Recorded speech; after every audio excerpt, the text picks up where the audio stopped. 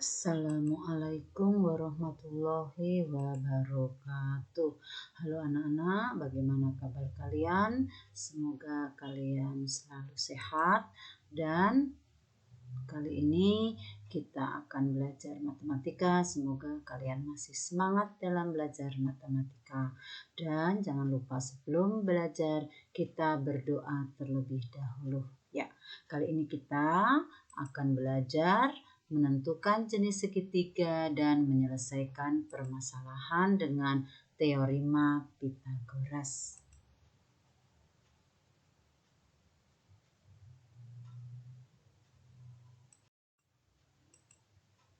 Sebelum belajar, seperti biasa, kalian harus tahu kompetensi dasarnya, yaitu 3.6 menjelaskan dan membuktikan kebenaran teorema Pythagoras dan triple Pythagoras. Sedangkan keterampilannya 4.6 menyelesaikan masalah yang berkaitan dengan teorema Pythagoras dan triple Pythagoras.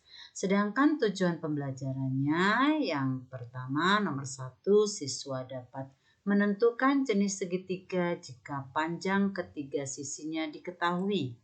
Kedua, siswa dapat menentukan perbandingan sisi segitiga siku-siku jika salah satu sudutnya berukuran 30 derajat, 45 derajat, atau 60 derajat. Sedangkan ketiga, siswa dapat menerapkan teorema Pythagoras dalam menyelesaikan permasalahan sehari-hari. Oke, kita lanjutkan. Yaitu jenis segitiga jika diketahui panjang sisi-sisinya.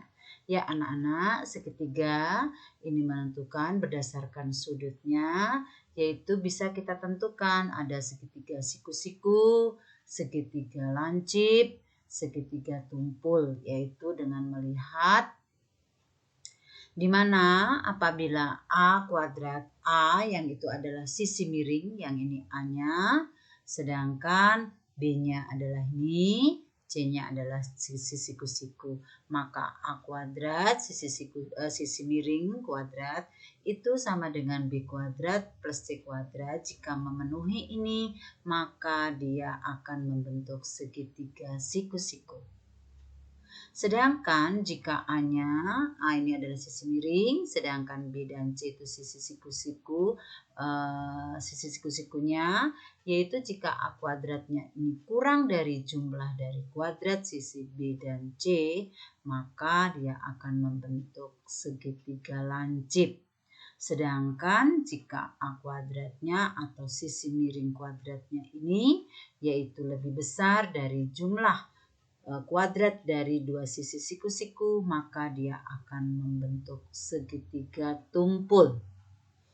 Maka itu triple Pythagoras itu 3 bilangan asli yang memenuhi panjang sisi segitiga siku-siku, di mana bilangan yang nilainya terbesar merupakan sisi miringnya atau hipotenusanya, yaitu yang A-nya, ya. Maksudnya itu. Kita lanjutkan. Lanjutkan ke contoh soal, tentukan jenis segitiga berikut jika ketiga sisinya diketahui, yaitu 8, 12, dan 14 cm. Nah, yang merupakan sisi yang terpanjang ini adalah sisi miring, yaitu 14, sedangkan 8 dan 12 adalah sisi siku-sikunya. Maka itu 14 kuadrat sama dengan 8 kuadrat ditambah 12 kuadrat.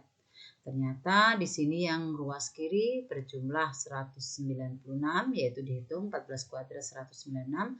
Sedangkan dari sebelah kanan ini jumlahnya adalah 208, dari 64 ditambah 144, 208. Ternyata 208 ini adalah di mana 196 ini kurang dari 208. Nah, kalau dia kurang sisi miring ini, maka dia akan membentuk segitiga lancip. Ya. Sedangkan contoh yang kedua dengan sisi 9 cm, 12 cm, dan 15 cm. Ini di mana yang 15 berarti ini adalah sisi miringnya, sedangkan 9 dan 12 sisi siku-sikunya. Maka 15 kuadrat 225, 9 kuadrat 81, 12 kuadrat 144. Ternyata 81 ditambah 144 225 sama dengan sisi sebelah kiri ya. Ruas sebelah kiri. Maka itu kalau sama dia akan membentuk segitiga siku-siku. Saya berikutnya. Nah, sekarang perbandingan sisi pada segitiga siku-siku istimewa. Maksudnya yaitu segitiga istimewa di sini sudutnya 30, di sini 60. Ada juga yang 45, di sini 45. Di mana C ini adalah segitiga siku-siku. Nah, perbandingannya adalah sisi miring perbandingannya adalah 2. Sedangkan ada 2 sisi siku-siku yang dekat dengan 60, yaitu ini adalah perbandingannya 1.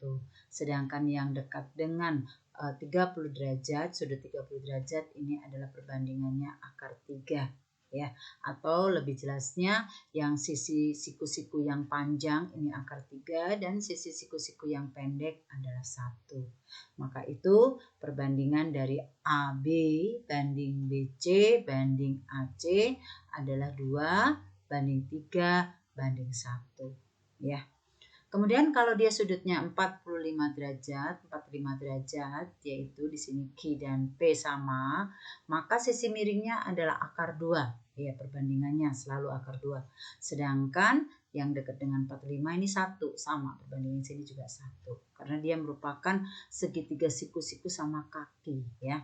Jadi PQ banding QR banding PR sama dengan akar 2 banding 1 banding 1. Ya, kita terapkan pada soal.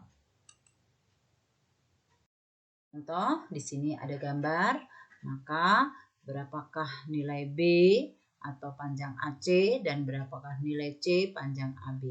Kita cari dengan AC atau B ini ya, panjang nilai B, maka itu kita pakai perbandingan yang diketahui di sini adalah BC ya. Maka dia 3 banding B. Yang diketahui kan A ya. 3 banding B sama dengan, nah di sini yaitu berarti di sini 60. Maka dia 1 perbandingannya. 1 banding akar 3. Ini 1 banding akar 3. Maka perkalian silang B kali 1B, 3 kali akar 3, 3 akar 3. Maka B-nya adalah 3 akar 3. Sedangkan C sama yang memiliki angka itu adalah 3, maka 3 banding C, 3 per C sama dengan di sini perbandingannya 1 ya, banding 2 ya, 1 banding 2. Maka perkalian silang C kali 1 C, 3 kali 2 6, maka C nya adalah 6. Bisa ya dihafalkan untuk perbandingannya. Nah, kemudian yang kedua 45, berarti di sini perbandingannya 1 1 dan di sini BC ini akar 2 ya. Yang ditanya adalah AB. Maka AB di sini yaitu 10 banding AB. Nah, perbandingannya di sini akar 2 ya, akar 2 banding 1. Ini akar 2 banding 1. Maka perkalian silang AB kali akar 2, 10 kali 1 10.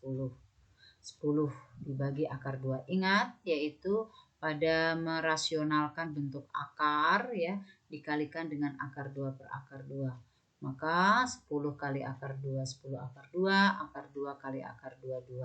10 dibagi 2, 5. Jadi 5 akar 2 untuk AB. Kita lanjutkan. Nah, sekarang kan permasalahan yang berkaitan dengan teorema Pythagoras. Ini ada contoh. Budiman menyandarkan tangga yang panjangnya 5 meter pada sebatang pohon. Jarak ujung bawah tangga terdapat pangkal pohon 3 meter. Berapa meter tinggi ujung atas tangga dari tanah? Ya, ini tangganya 5 meter, sedangkan pohonnya ini adalah ini ya. Di mana jarak ujung bawah tangga dengan pangkal pohon, ini pangkal pohon adalah 3 meter. Maka bisa kita cari dengan menggunakan teorema Pythagoras ya. Kemudian jadi 5 kuadrat dikurang 3 kuadrat. Maka 25 dikurang 9, 16. Akar 16 ini kuadrat pindah akar, maka akar 16 adalah 4.